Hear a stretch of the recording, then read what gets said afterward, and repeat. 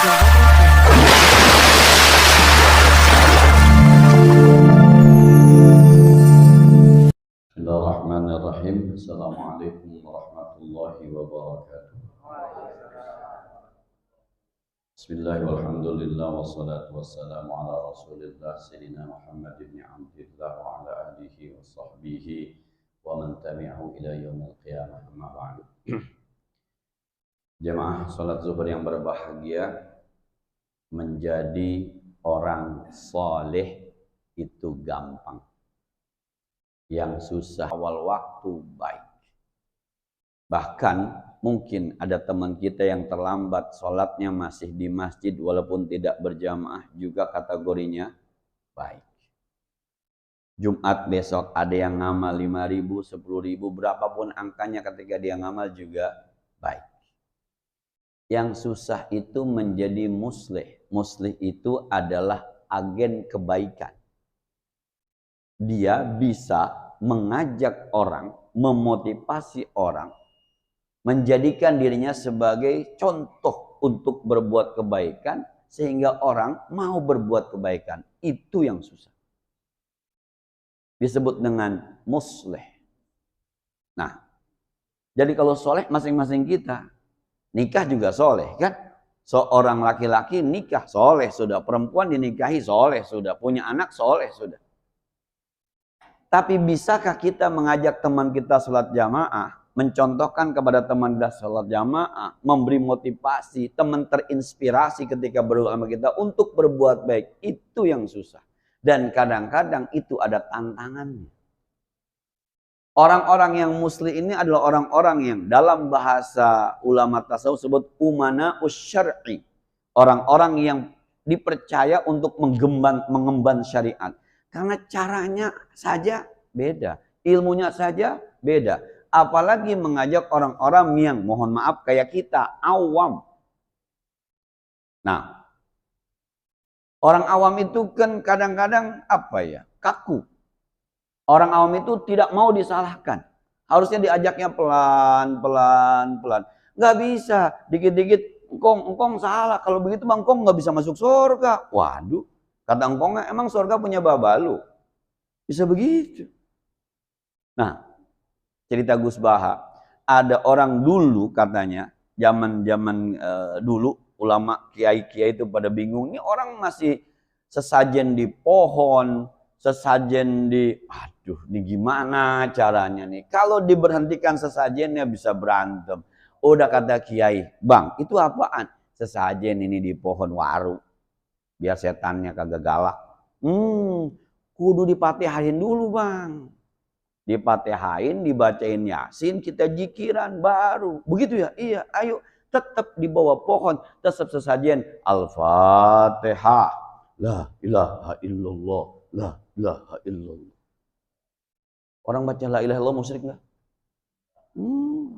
Terus orang gimana caranya nih supaya orang mau zikiran tapi juga tidak bertabrakan. Itu yang susah jadi muslih tuh. Kalau langsung dihantam gitu nggak boleh, musyrik, neraka. Waduh, diusir kiainya.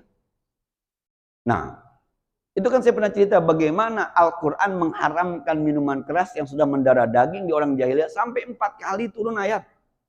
Karena sudah apa ya? Berangsur-angsur sudah mendarah daging minuman keras itu ketika musim dingin atau buat jago-jagoan lah zaman dulu itu udah biasa.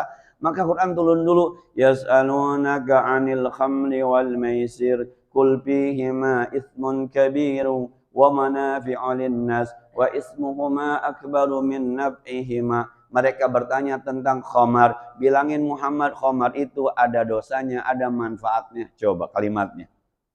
Itsmun kabirun wa manafi'u lin-nas. Tidak dibantah bahwa minuman itu ada manfaatnya. Sebab kalau dibilang ismun kabirun saja, dosa besar, nanti akan ada perlawanan. Tapi ada manfaatnya loh. Badan gue jadi hangat musim dingin. Mau dikata apa? Gue jadi akrab sama temen gue satu rahmi gara-gara minum-minuman.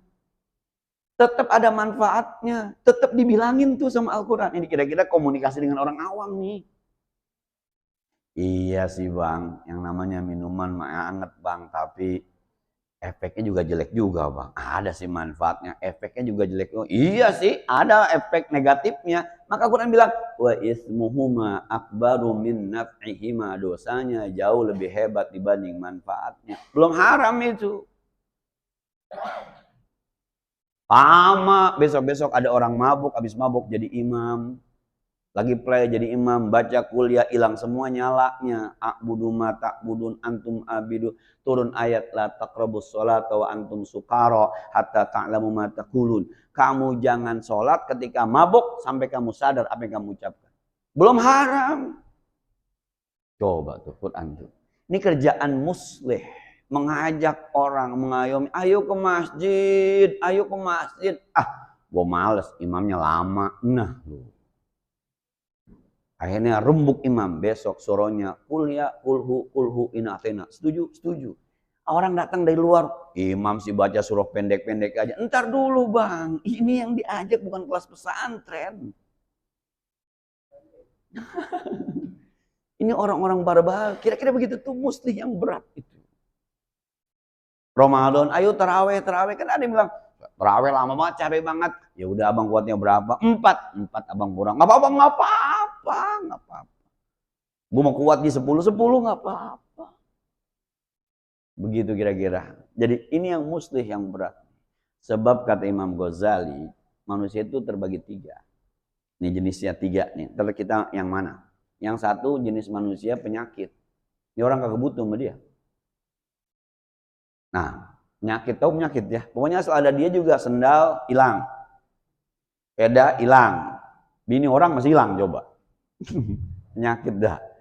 Ya, siapa yang butuh sama koruptor? Nggak ada yang butuh kan. Siapa yang butuh sama maling? Nggak ada yang butuh. Siapa yang butuh sama maling? Nggak ada yang butuh. Siapa butuh yang pemabuk? Nggak ada yang butuh. Tapi kan orang yang muslim harus berhadapan sama orang kayak gitu juga kan. Itu juga orang Islam yang perlu dikasih pengetahuan. Jangan-jangan selama ini dia jadi maling, nggak paham bahwa nyolong itu dosa. Jangan-jangan. Atau memang dia susah. Atau memang tidak ada, belum masuk agamanya. Tidak ada rasa takut. Ini tantangan orang yang muslih. Nah, maka kadang-kadang Nabi dulu bergaul sama, mohon maaf deh ya, ada Sina Umar yang dulu mantan pemabuk. Ngomong sama orang belah sono, namanya lugot himyar. Nabi tidak menggunakan bahasa yang mohon maaf, yang fasih. Sebab orang himyar tidak bisa nyebut huruf al, nyebutnya am. Jadi kalau baca Al-Quran, amhamdu limlahi rabbil amlamin. Tuh. Nabi ngomong sama dia, akhirnya ngikutin kata Nabi. Laisa minal birri amsiyamu pim safari. Laisa minam birri amsiyamu pim safari. Asalnya, laisa minal birri asyamu pis safari. Ini kalau Nabi ngomong pasti nggak paham dia. Akhirnya Nabi gimana sih ngomong? Rasul, orang ini kalau al jadi am. Oh, ya udah. Laisa minam birri amsiyamu pim safari. Bukanlah sebuah kebaikan ketika puasa, ketika musafir berpuasa. Coba. Nah, maka ada teman-teman kita yang agak kesunda-sundaan, Mbak, kalau ngomong adan, bukan adzan, adan. Innaladina, biarin dah. Alhamdu yang belah sono. Alhamdulillahi rabbil alamin. Biarin dah. Ada yang agak kemarian dikit nih orang Betawi, waladolin, jolimun. Betawi, biarin. Coba kalau ada teman kita baca, bisa mohon maaf, teman kita dari Jawa baca, alhamdulillah. Baca Quran nggak? Tetap baca. Jangan disalahin dulu, pelan-pelan aja. Ini muslih kerjaan yang berat ini. Nah, saya ada yang nanya Pak, jadi dia berantem sama keluarganya. Kata keluarganya, nggak usah haul. Duitnya amalin aja. Haul, kagak ada dalilnya dikerjain. Mendingan diamalin. Yang satu bilang, kagak, gue mau tahlil. Enak aja. Dari dulu juga yang namanya haul mah tahlilan. Nih, morowahan. Nanya ke saya. Ustaz, mana yang lebih baik? Kita tahlilan buat baba sama kita, apa duitnya kita amalin? Nah, karena saya tahu lagi berantem berdua, maka nggak ada yang saya benerin, nggak ada yang saya salahin. Bagaimana caranya? Itu yang saya bilang, nih beratnya jadi mohon maaf. Yang muslim itu beratnya begitu tuh. Kalau pakai dalil yang enak apa gitu bilang? Amalin. Kalau pakai dalil kan, emang kita amalin jadi berantem terus ini kagak api. Bang, lihat aja mana yang lebih manfaat. Kalau ada masjid bangun utangnya banyak, yang mendingan ngamal, Masjid kita utangnya banyak. Haul 3 juta, udah nggak usah haul dah. 3 juta aja. Tapi kalau masjid udah cakep, karpetnya hijau, ada AC-nya, buat puasa siang-siang tidur enak. Esok Ramadan. Nah, ada anak yatim nggak? Ada. Keurusan nggak? Nggak keurusan. Ya mendingan mendingan buat yatim. Tapi kalau yatim udah diurusin, masih udah dicakep. Tahlilan dah, tetangga kita kan ada juga yang jarang-jarang makan enak. Jarang makan rendang sama semur. Ada ustadz yang udah lama nggak terima amplop nih gara-gara pandemi. Undang dah. Oh begitu ustadz ya? Iya. Mana coba lihat, mana yang lebih bermanfaat kira-kira? Tahlilan apa ngamal? Ya ustadz, makasih. Udah, jadi baik tuh. Lihat sono. Saya nggak tahu tuh akhirnya tuh apa dia tahlilan apa dibuat masjid, wallahu alam. Cuma tugas saya selesai, jawaban sampai tapi kagak berantem. Coba kalau saat itu saya bilang, ngamalannya ngapain tahlilan? Ya, yang ini makin marah sama saya. Tuh ribetnya tuh kalau ditanya. Maka Nabi kadang-kadang ditanya, ya Rasulullah ayul a'mali afdal. Mana yang lebih afdal amal? Nabi lihat siapa yang nanya. Ini yang semayang malas, kata Nabi, as-sholatu fi awali waktiha. Sholat di awal waktu. Besok ada lagi nanya, ayul afdal, mana amal yang paling afdal? Nabi lihat, dia mah malas, dia mah jihad. Al-jihadu fi sabilillah. Beda-beda hadisnya. Karena yang nanya beda, orangnya beda. Kalau yang nanya jomblo, udah ketuaan, belum kawin-kawin, nanya saya, mana amal paling afdal? Kawin. Udah, nggak ada lagi, udah. Kira-kira begitu. Yang kedua, ada jenis manusia kayak obat. Obat itu diperlukannya jarang-jarang. Ada. Bapak jago bengkel, saya ketemu bapak, ya kalau motor saya rusak doang. Ya, motor baik-baik mah ngapain ke bengkel? Tidak dibutuhkan setiap saat. Tapi yang begini juga harus didatangkan. Harus muslih juga. Saya ngajar Pak dulu di Rumah Sakit Cengkareng. Terus setiap hari Kamis.